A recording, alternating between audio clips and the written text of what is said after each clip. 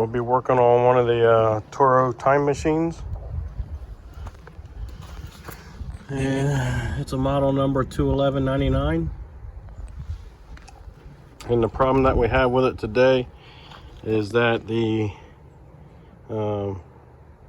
person said that it quit cutting on them. Well, this piece right here is where the cable hooks up. This cable's supposed to be right there. And when I got looking at it and realized how smooth it was right here, I was like, that didn't break off. That was cut off or something. And then I got looking at this piece here, and that looks like it was ground down. It's not even round anymore. It's kind of ground flat. And then got looking at this piece here that's all ground down. And it's supposed to look like that. The handle here is ground down. So I got this feeling that maybe this machine had somehow gotten flipped up and then drug. And it just, the road or whatever, ground that off and ground that flat. So, but a lot of times these do break off. This will be like the third one that I have repaired, and I don't buy these because if I figured it'll break again, so I just do a repair to it, and I'll show you how I do that. So the best way to get access to this piece underneath this and the rod and all is, the nice thing about these machines is they allow you to flip the handle up by pushing this piece here, right? And then you can just flip your handle up and it locks it in place for you. So that's kind of nice. And what that does for the landscape business is that it allows them to stack more of these mowers on a trailer. And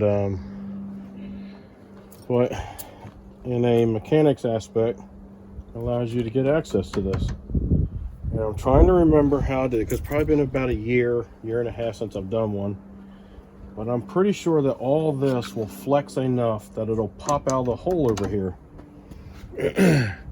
And when it does that, you're able to kind of like pull this out of the way a little bit and slide this piece off, and then you can do whatever you need to do to it.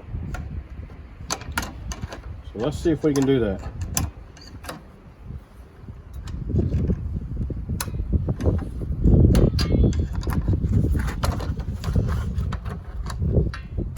There we go. There we are.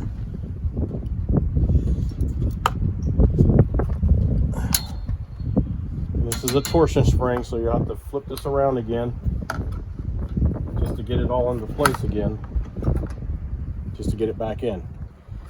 But now I have total access to this piece. I'm going to take the roller off, this little spacer, and then you can slide this piece off, and now you got what you need. Should be able to just let that hang. We can put this spacer back on so we don't lose it.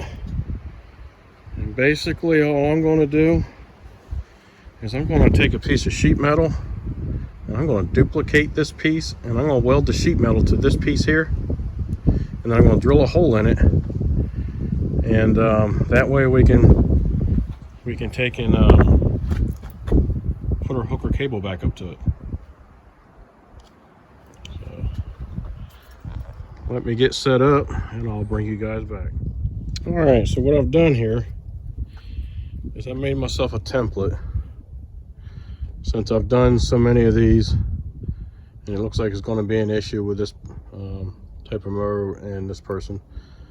I just went ahead and did a template that will match up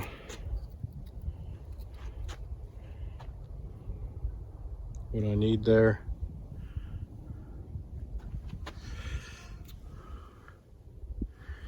And find yourself a piece of sheet metal. Here's some 10 gauge.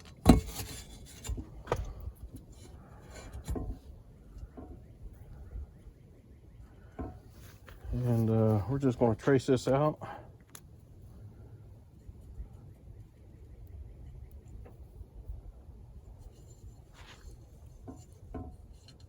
And what I'll do is I'll drill my holes first. It's easier to drill the holes in this larger piece of metal than it is a smaller piece of metal.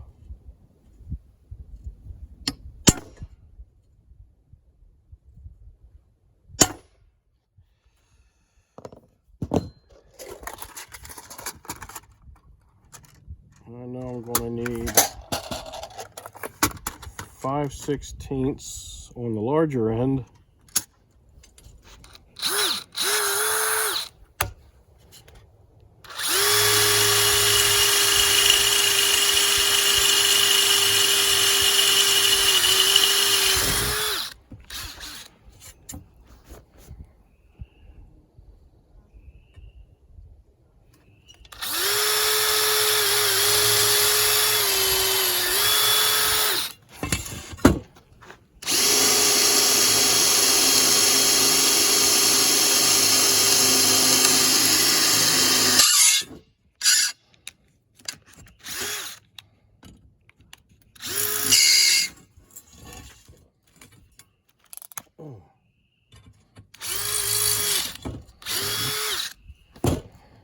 So anywhere between a 5/16 and a 21/64 for this hole here.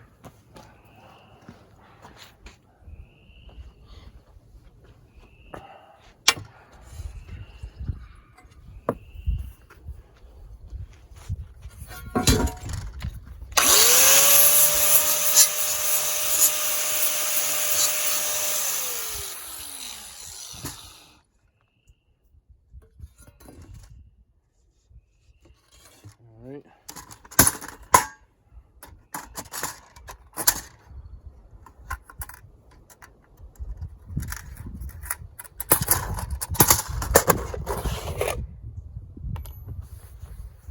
So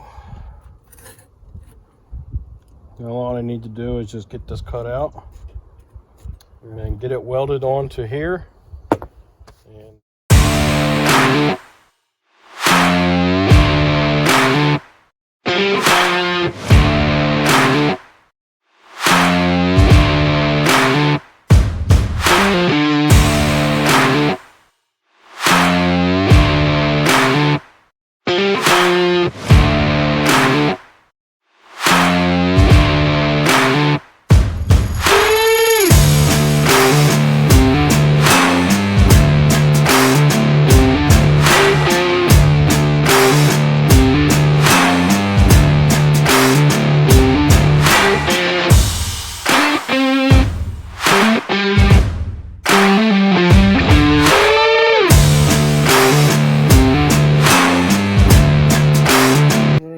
should be pretty close.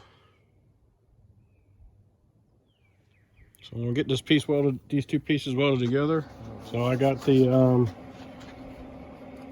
this whole assembly. I ran a bolt through it just to kind of hold things together for me. Plus it gives me a spot to ground to.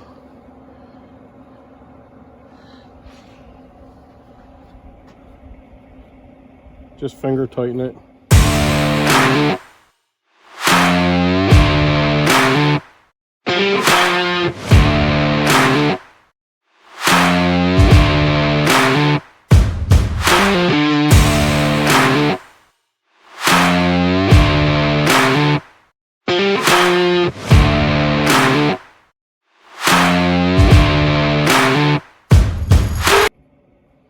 That should be all you need. You don't need to weld completely around it.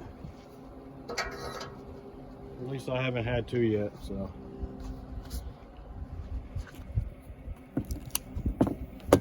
We'll let that cool off a bit. We'll clean it up, grind everything smooth so nothing hangs up when I reinstall it. And I might have to do a little something with the hole just in case it moved a little bit. I might have to run a drill bit through it or something.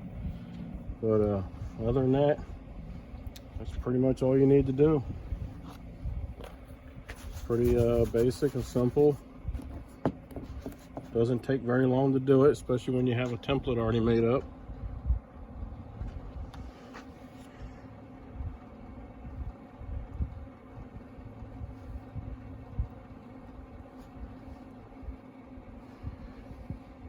probably take me a half hour just to make that piece up.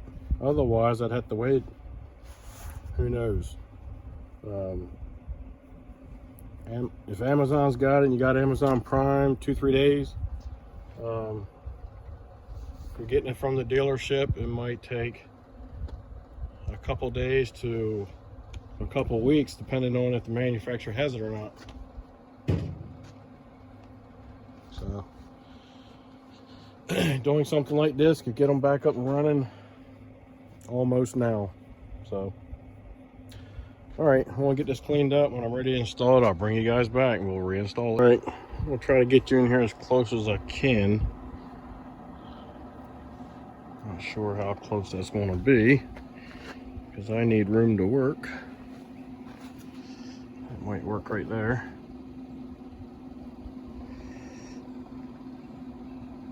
Let's see how that works.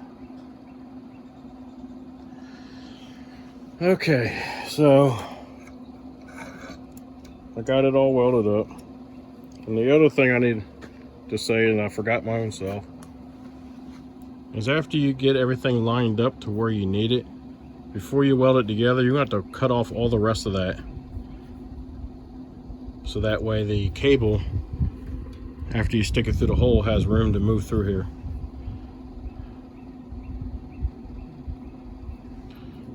And you'll have to weld most of the way around. So, you have to figure out what your orientation is, which I believe I'll have to take this part and put it on here like this. Put my washer, my spacer on. Put my cable on while it's all loose and I'm able to work with it. And then you're going to take your handle here and you're going to raise it up as far as you can get it. And you're going to rotate this piece right into that slot.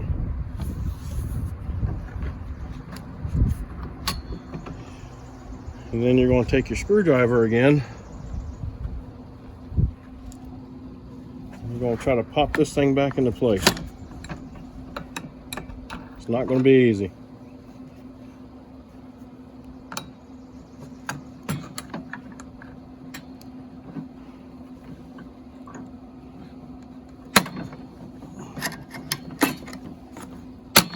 There we go.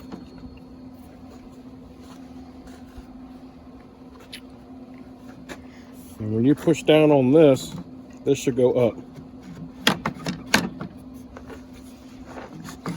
And there we are. Everything's working like it's supposed to.